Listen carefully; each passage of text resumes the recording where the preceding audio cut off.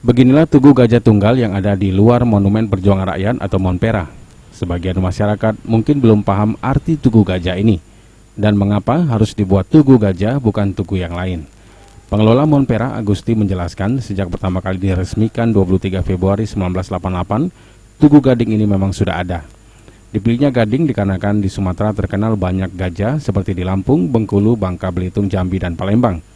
Selain itu, Tugu Gading yang terbuat dari batu pualam ini juga melambangkan jika gajah mati meninggalkan gading. Begitu juga pahlawan yang gugur meninggalkan dharma baktinya bagi negara dan bangsa. Manusia mati juga diharapkan meninggalkan budi. Gading ini diibaratkan simetris dengan lambang Garuda terpampang besar di Monpera. Diartikan bahwasanya kemerdekaan merupakan modal dasar pembangunan bangsa.